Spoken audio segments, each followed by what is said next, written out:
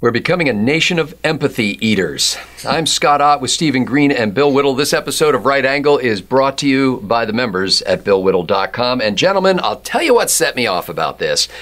First, I saw this TED Talk by a woman named Tina Young, who was talking about how more and more disadvantaged youth, so-called, are being encouraged to write trauma essays in their applications for colleges and for scholarships. And these are essays that are designed to show they've made a transition from pain to progress, that they are resilient. And so they're supposed to reveal like their darkest traumas so that they can have a better application for a scholarship. And then my lovely bride and I binge watch these talent shows, only two of them. We watch The Voice and American Idol. And this has always been a factor on these two shows, at least during the time when we've watched them.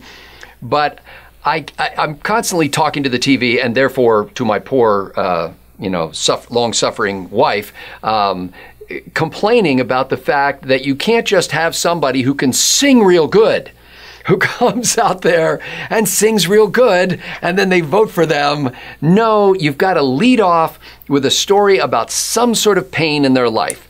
Now, sometimes it's kind of what we might classify as kind of a statement kind of pain where they're talking about their sexual identity or something like that. But sometimes it's just somebody in their family died, or they have a brother who is mentally challenged or whatever. But they can't let a contestant run the gauntlet of these shows without unearthing some agonizing aspect of their humanity, so that we can be prepped to hear their ability to, as I say, sing real good. So I would love to just see a show called People Who Sing Real Good, and that would be it. And we wouldn't.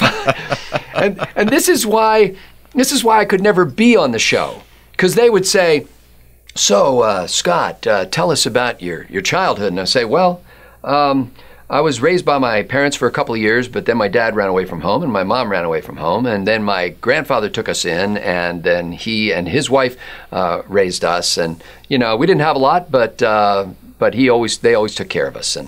And they're saying, "No, can we shoot that again? And we want to get a more heartfelt telling of this story." Get a tear going. Yeah, you got to get a weepy there. How do you really feel about this, Scott? And my answer would be, well, I feel pretty great, because, my grandparents were great parents and they took good care. No. Tell us more about your parents who ran away. Well, I don't really know much about my parents who ran away, because they ran away. So really, that wasn't like, I'm sure there's something deep inside my head that remembers that, but I was 3, 4, 5 years old or whatever. I don't remember that stuff. I feel like I had a wonderful life. I'd be disqualified immediately. They would just vote me off the show because I don't have the sad story. But anyway, Stephen Green, what I wondered sometimes, because on the one hand you say, okay, these trauma essays and this trend on these talent shows to make sure that you've got a sad, sad story that people can connect with, that will color their interpretation of your performance. Maybe that's just America's natural desire to root for the underdog.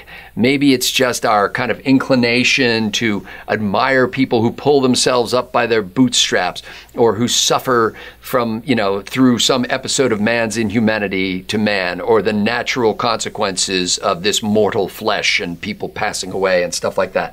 The guy who won, there were the 3 finalists in American Idol this year, all phenomenal singers. And frankly, the top, 10 were all phenomenal, but they got to vote them off, So the guy that they ultimately picked was the guy who, right before his audition, his dad passed away.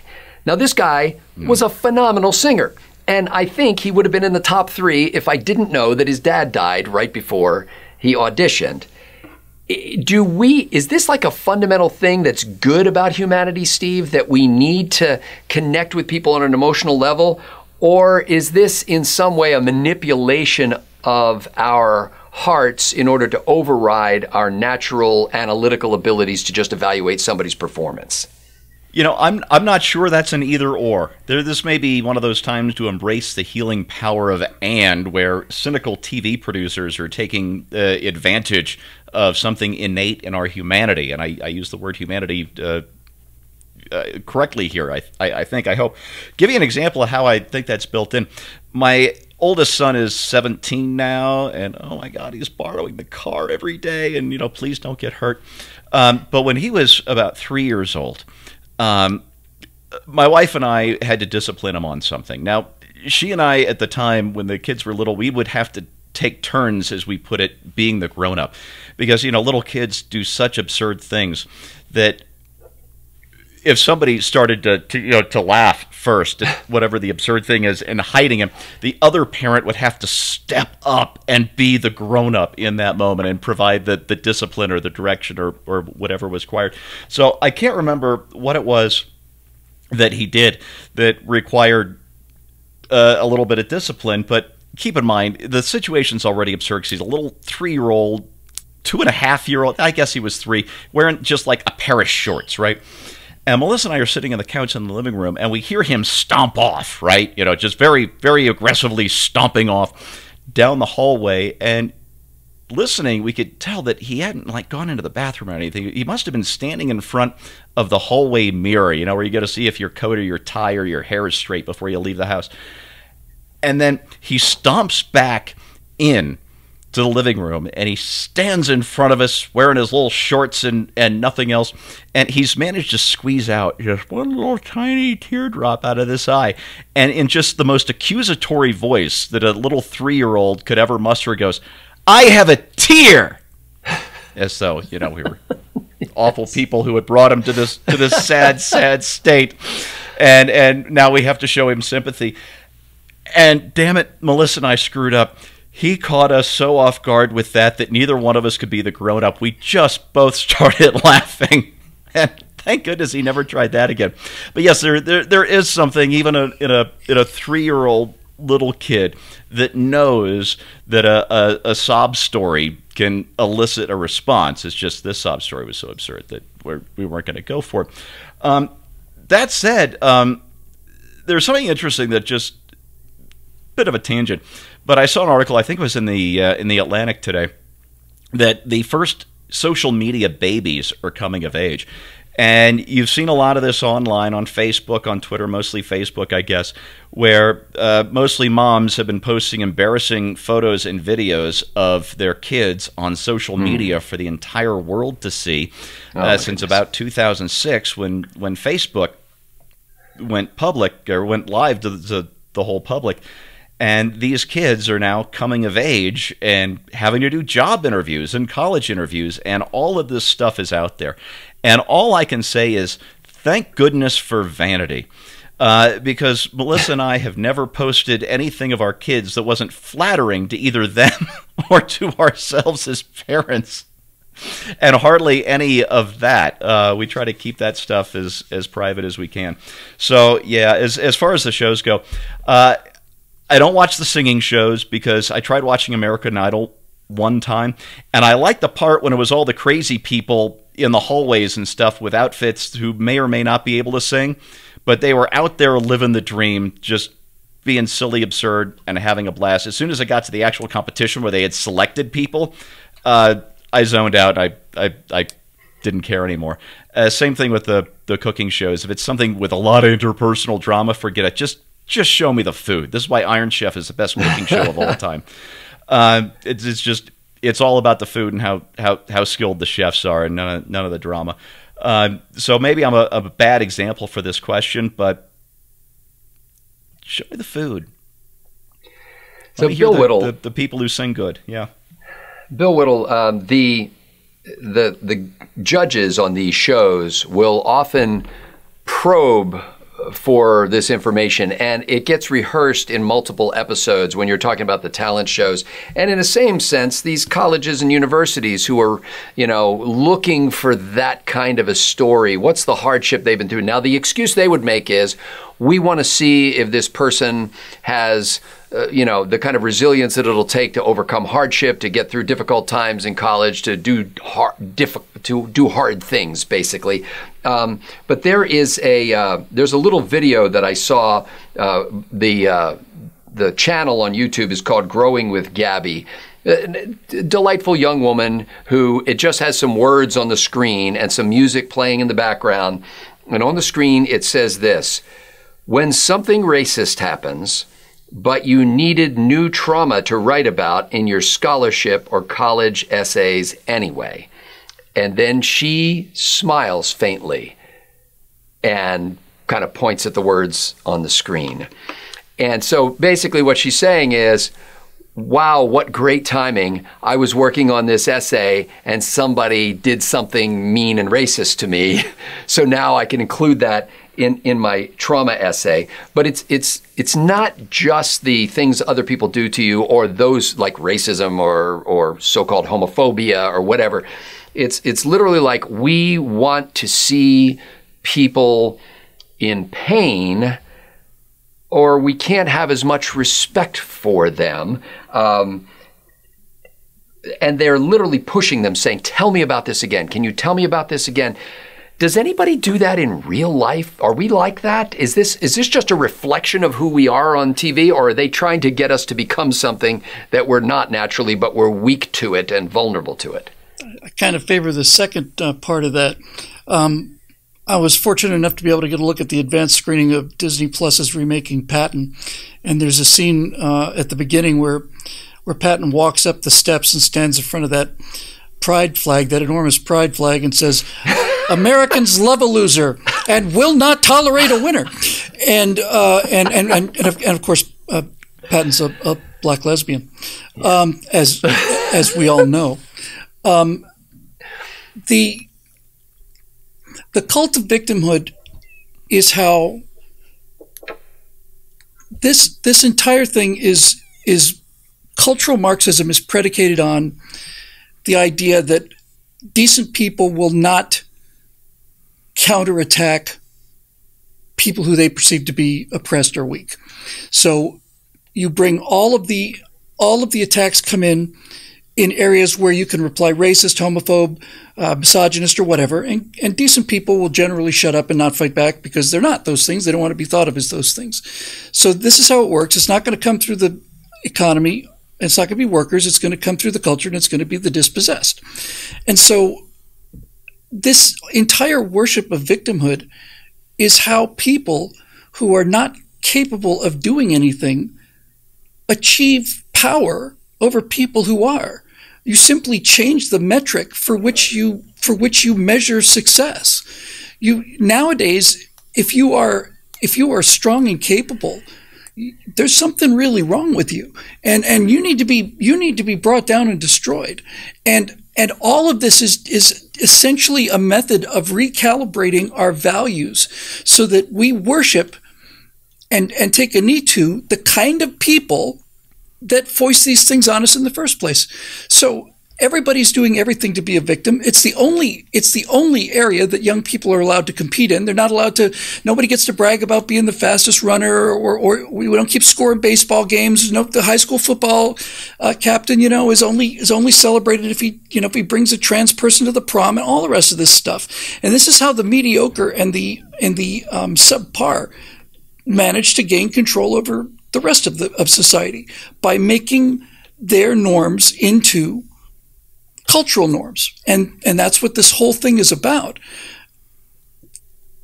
In terms of the reason that you started the story with that, write an essay about a trauma that you've had to show that you've overcome, diversity and hardship. My response to that would be, I'm not going to discuss any of my diversity and hardship because I've overcome my diversity and hardship. And everybody dies. Everybody has dead people. Everybody has tragedies. Everybody has sorrows. Everybody has all of these things. It's about time people started to realize that there's a difference between therapy and education, and there's a difference between therapy and entertainment, and there's a difference between therapy and military service, and the therapeuticization of America by people who are no discernible talent other than the ability to talk about emotions is causing enormous harm. You know, I think what Bill just said is getting me halfway there, but what mystifies me is this. The people who are doing this, let's say the judges on American Idol, for example, those people busted their tails to get where they are. They worked incredibly hard. They had to overcome all kinds of challenges and opposition and everything, and they are at the top of their game, so to speak. They're making good money. They have gold records. They've got all of this kind of stuff. The people who are on the shows are not some wimpy victims by and large. They are tough people who have got to go through a series. I mean, if you've ever had to stand up on stage in front of strangers and sing, it's kind of a scary thing to do. So if you can do that, not just speak in public, but actually sing in public, you're a no weakling. And these people on these shows are not weaklings. But I get the sense that the show's producers think that we are. That we need to see this because they're saying to us, kind of the meta message is, I know that you are broken. I know that you have dark secrets. I know that you've been through traumatic things. But look, you can vicariously live through these people who have those dark things. The problem with all of that, it would be one thing if they were to say, yes, and now pick yourself up by your bootstraps and go out there and pursue that thing that you really care about and you know, throw caution to the wind and do it. That would be fine. The problem comes is that they don't ever want us to leave that place where every recollection of the trauma brings a rainfall. You know, you've got to tear up every time you remember the situation. It's always got to be seen in a lens of negativity. And the difference between that and essentially, I don't know, I can't speak for anybody else, but the way I live my life is I look back and I go, you know, it's pretty darn amazing the stuff that happened. And nevertheless, I grew up happy and in love with my bride and with great kids. And I respect my brothers and feel like it was a treasured opportunity to be raised by my grandparents. And all of this, my perspective on my history is molded by the fact that I don't think it was just a random series of accidents that happened to me that I need to cry about every time I think about it. I have the sense that I was all the time in the hands of a loving God who was with me and never let me go and brought me to where I am today. And even if something else terrible should happen at some point in the future, you don't want to lose your grip on that. And when they force people on TV to cry by rehashing previous traumas, or when they force college students and say, you know, if a guidance counselor says, hey, make sure you tell the story about your, you know, closet transgenderism so that and what you did to overcome that hardship, they're cheapening your actual abilities. And that's probably what upsets me the most about it. Because these people on these shows, American Idol, The Voice, whatever, they're talented. They have natural gifts. They've cultivated those natural gifts. They've worked their tails off. They should be respected for their art and their craft and their performance, not because of some exterior things that happened to them over which they had no control and how they responded to those off stage, which has no impact whatsoever on our evaluation of their performance. So, yes, I will continue to watch these shows. Yes, I will continue to talk to the television screen and to correct them as we go along.